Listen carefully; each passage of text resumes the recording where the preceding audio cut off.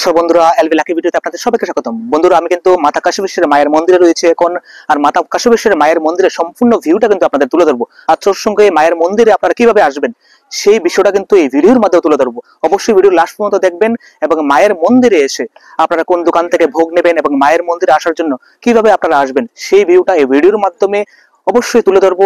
Video last পর্যন্ত অবশ্যই থাকবেন। তাহলে চলুন বন্ধুরা, এই দেখুন বাইরের যে ভিউটা, বাইরের ভিউটা দেখলে কিন্তু আপনি মনোমুগ্ধ হয়ে যাবেন। আমি কিন্তু মন্দিরের বাইরে রয়েছি, আর বাইরের ভিউটা দেখে আমি কিন্তু মনোমুগ্ধ হয়ে আপনাদের তুলে ধরছি। এই ভিউটা খুব সুন্দর, কিন্তু এই ভিউটা, এই যে দেখুন ভিউটা কত সুন্দর রয়েছে মন্দির, মায়ের মন্দির।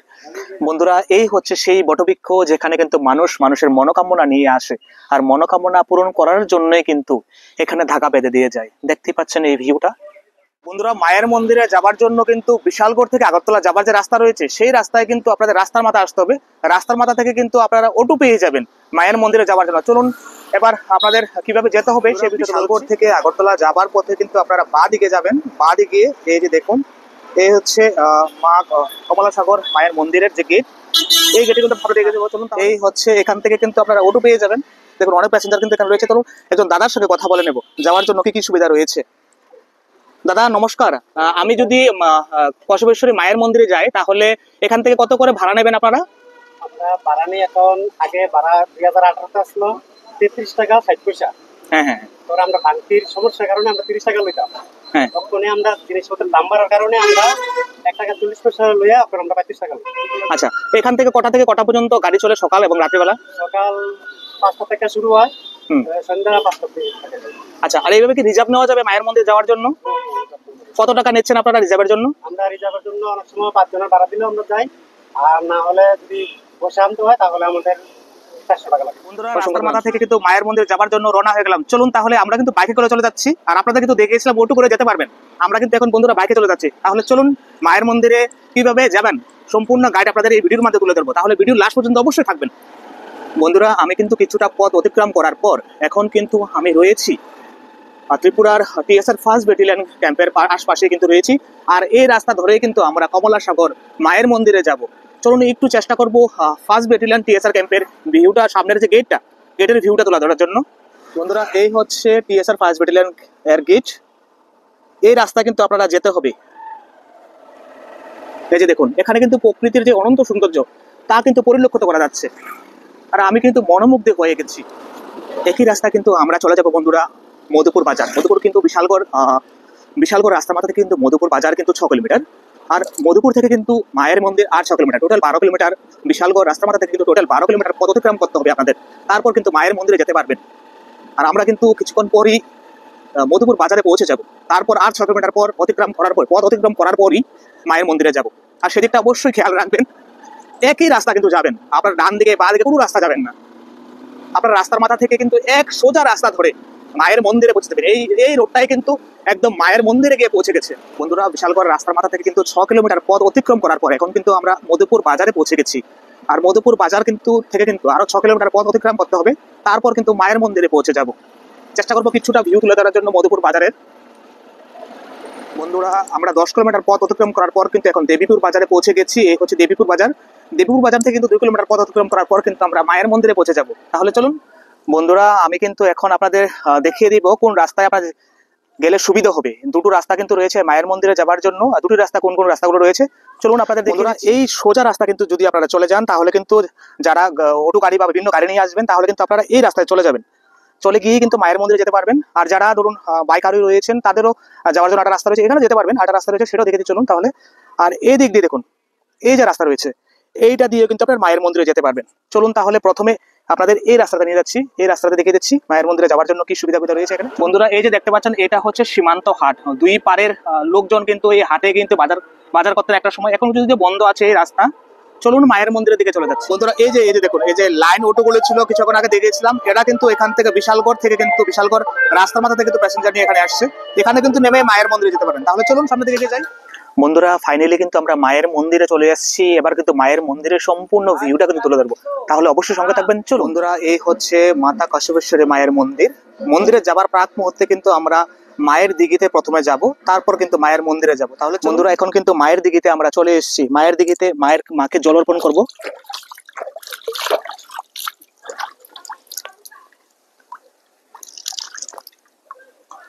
মায়ের দিকে জল অর্পণ করার পর কিন্তু আমরা এখন মায়ের মন্দিরে চলে যাব। তাহলে চলুন বন্ধুরা এবার কিন্তু আমরা গুটি পায়ে মায়ের মন্দিরের দিকে চলে যাচ্ছি।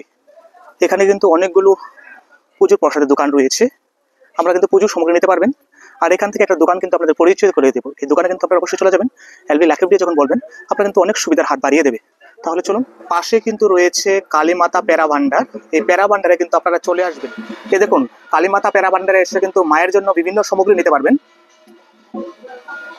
মায়ের ভোগের জন্য পেরা রয়েছে, আরো বিভিন্ন সামগ্রী কিন্তু রয়েছে। এলবি লাকি ভিডিওতে আপনাকে স্বাগতম। আমার যারা পর্যটকরা রয়েছে, আপনার দোকানে আসলে আপনি কি কি সুবিধা দেবেন? আমরা পর্যটক আসলে আমি যা পারি তা সবাই সব সুবিধা দেবো। যদি আমার চ্যানেলটার নাম বলতে হবে নাকি আমার চ্যানেলটার নাম বললে আপনার সুবিধা দেবেন? হ্যাঁ, আপনি চ্যানেলের নাম বলে আমি সব তাকে বলে দেবো। অসংখ্য ধন্যবাদ বন্ধুরা, অবশ্যই কালীমাতা প্যারামান্ডারে চলে আসবেন, এসে দাদুর সঙ্গে কথা বলে নেবেন। দাদু কিন্তু আপনার যতটুকু সম্ভব, যারা দূরের আমার বন্ধুরা রয়েছেন, পর্যটকরা রয়েছেন যারা দূরের, অবশ্যই কিন্তু তারা আসবেন। আসার পর আপনি বিভিন্ন রকম সুবিধা আপনি পেয়ে যাবেন। আমি কিন্তু এখন কসবেশ্বরী মায়ের মন্দিরে চলে আসছি, এবার মাকে দর্শন করাবো। চলুন তাহলে বন্ধুরা এই কিন্তু মায়ের মন্দিরের ভোগ, এরকম ভোগ নিয়ে কিন্তু মায়ের মন্দিরে চলে আসবেন। আমি বেসিক্যালি ট্যুরিজমের ভিডিও বানিয়ে থাকি, আপনাদের যদি ট্যুরিজমটাকে পছন্দ হয় তাহলে আমার চ্যানেলটাকে অবশ্যই সাবস্ক্রাইব করে দেবেন, আর বেল আইকনটা অন করে দেবেন, তাহলে পরিবর্তিত যে ভিডিওগুলো আছে তা কিন্তু অনায়াসে পেয়ে যাবেন। ধন্যবাদ বন্ধুরা, এখন কিন্তু কসবেশ্বরী মায়ের মন্দিরে প্রবেশ করে নিয়েছি, মাকে অবশ্যই দর্শন করাবো। বন্ধুরা আমি কিন্তু মায়ের মন্দিরের এখন মায়ের প্রতিরূপ আপনাদের দর্শন করাবো। জয় মা কসবেশ্বরী। পর্দা কিন্তু দেখতে পাচ্ছেন মাতা কসবেশ্বরী।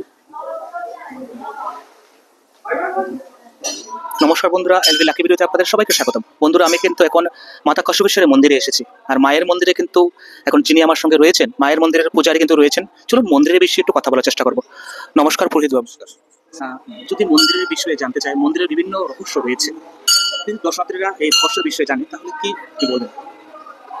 এই মা তো আগে বাংলাদেশ ছিল, সিহট্ট জেলা হবিগঞ্জ গাঁও কাশিমনগর এক গ্রামে মার পূজা পার্বণ হতো। তো ওখান থেকে ত্রিপুরার যে মহারাজা কল্যাণমাণিক্য স্বপ্নে আদেশে মারে ওইখান থেকে এখানে আনছে।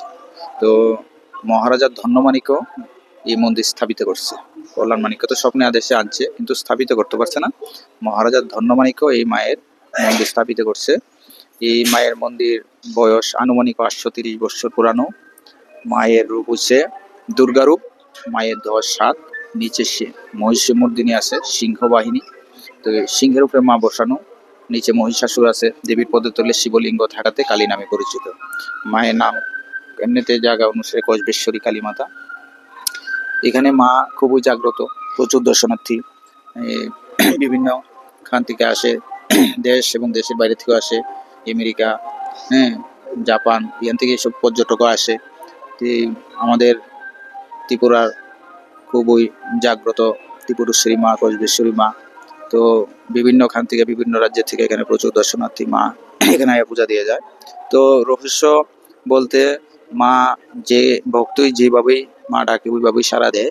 তো আমাদের এখানে একটা প্রচলিত আছে যে ফাল্গুন চৈত্র মাসে যখন বৃষ্টি বর্ষা হয় না, কোন মরশুমে কৃষকরা ধান জমিন এবং বিভিন্ন ফসলে যখন রোদ্রে নষ্ট হয়, তখন দেখা যায় কি সবাই মিল্লা একত্রিত হইয়া মায়ের মন্দির কলস দিয়ে জল ঢাইলে মন্দির তোমার মারে জল দিয়ে ধুয়ে পুরা সকালে জল ঢালতে দুপুর হইলে তখন তারা জল ধুয়ে দেওয়ার পরে বিকেলে মা ওইটাকে সারায় বর্ষা বৃষ্টি এখানে নামে।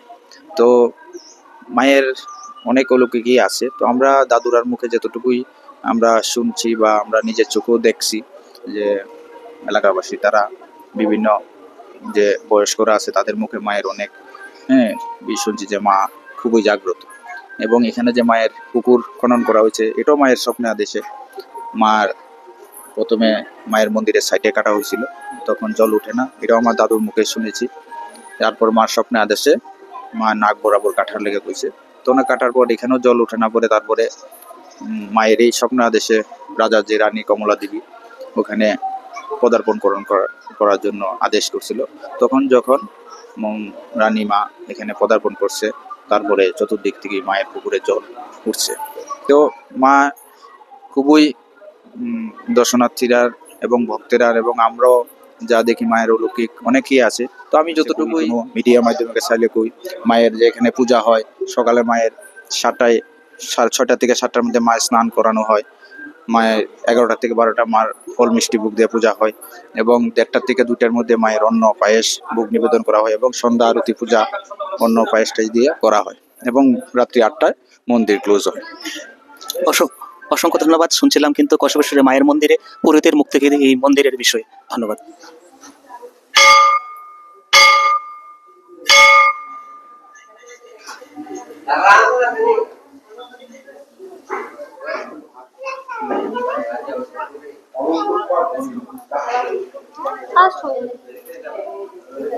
বন্ধুরা, আমি কিন্তু মাতা কাশ্যপেশ্বরী মায়ের মন্দিরে এখন কিন্তু বাংলাদেশ থেকে দর্শনার্থী পেয়েছি। চলুন ওনাদের সঙ্গে একটু কথা বলে নেবো। আচ্ছা, আপনারা বাংলাদেশ থেকে এসেছেন মায়ের মন্দিরে, কেমন লাগছে মায়ের মন্দিরে এসে? মায়ের মন্দিরে এসে খুব ভালো লাগছে। আমরা তো এই মায়ের সম্বন্ধে অনেক দিন যাবতই শুনেছি, কিন্তু সশরীরে এই নিয়ে দ্বিতীয়বার। আরেকবার এসেছিলাম, তখন সন্ধ্যা হয়ে গেছিল, তখন মানে আশেপাশে এলাকাটা খুব ভালোভাবে দেখতে পারিনি। আজকে এসে সমস্ত এলাকাটা দেখে এবং মায়ের প্রতিমা দেখে মুগ্ধ হয়ে গেছি, এই আর কি। আপনি বাংলাদেশ কোথা থেকে এসেছেন? আমি এসেছি নারায়ণগঞ্জ জেলা থেকে। নারায়ণগঞ্জ জেলার আমার এলাকার নাম আমলাপাড়ায় থাকি আমি, ওখান থেকে এসেছি। অসংখ্য ধন্যবাদ। বন্ধুরা, শুনছেন তো, বাংলাদেশ থেকে কিন্তু প্রচুর দর্শনার্থী এখানে আসে।